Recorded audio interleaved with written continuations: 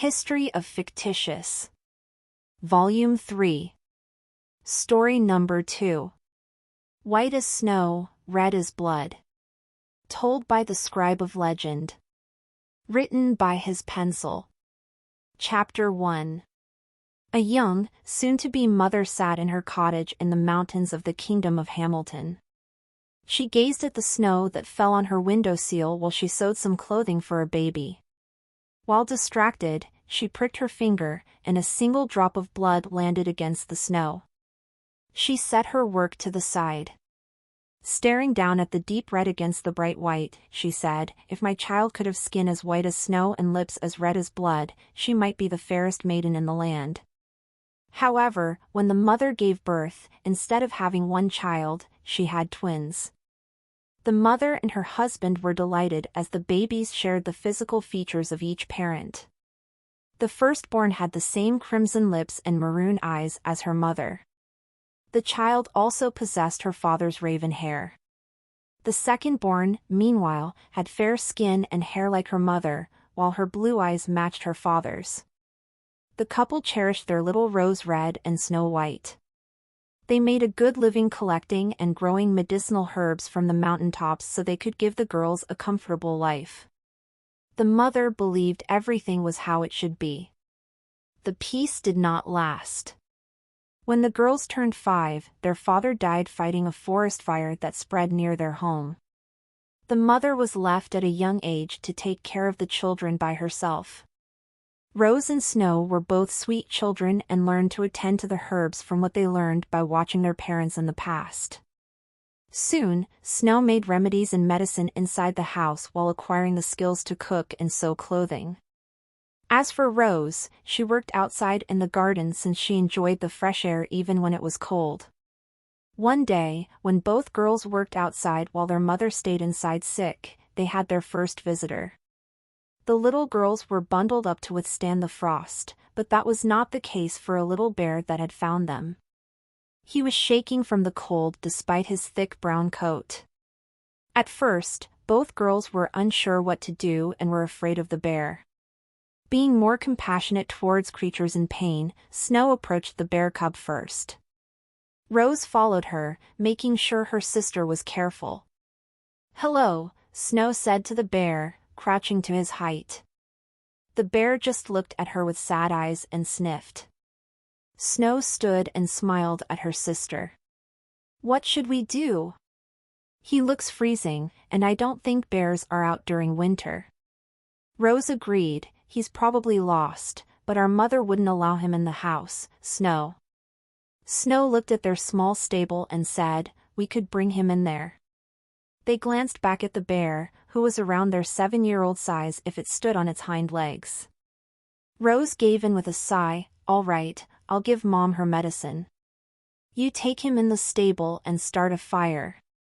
Rose went to the house with the herbs they collected for their mother, and Snow was left with the bear. She slowly led the bear to the stable where a young, white horse neighed. The bear followed Snow while trudging through the snow. Gently, she slid open the door to the stable. He hobbled inside, and she came in after him, shutting the door. She sat in front of the singular horse stall and removed her light blue cloak, draping it across the bear, who snuggled close to her. She patted his fuzzy head and ears. Later, Rose came in with some berries for the bear to eat. The bear munched on the snacks, grateful for the two girls' hospitality. He didn't want the girls to leave him when they stood to go to bed, so he hopped up and fussed like a child. The girls took pity on the bear and stayed until he fell asleep. And so the friendship began between the girls and the bear cub. Every winter, the bear came to rest there from the coldest nights. Snow would lean against him while reading stories, while Rose would brush his fur. Every time he visited, he got bigger and bigger, but they knew it was him. They always knew because of his warm hazel eyes. They weren't wild like other bears, and they held understanding in them as if he comprehended Snow and Rose's words. When the girls were 11, their mother found out about the bear. She initially disapproved, but when the bear returned, he offered some white and red roses. Snow and Rose's mother softened her heart when she saw the bear meant no harm. From then on, they all cared for the bear and treated him generously. They even began to call him their fuzzy prince. However, this bear had a secret. He was hunting a creature that had taken everything away from him, so he always left in a hurry. One winter, he grew tired of the chase. It was the same winter when Snow White and Rose Red's mother found out about him.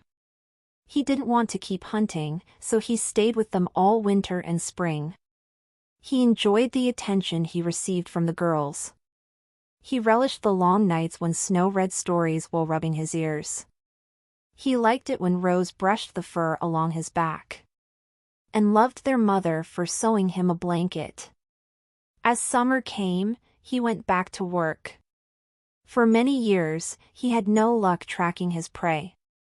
The bear decided he had spent too much time with Snow and Red, so he committed to staying for only a day or two at the house during winter. When the girls reached the age of 14, their loving mother passed away at the beginning of the winter. The bear came and placed 2 roses, one white and the other red, on their mother's grave. They presented him with their mother's finished blanket, which she had extended for him as he grew. The bear felt guilty for taking their attention away from important matters.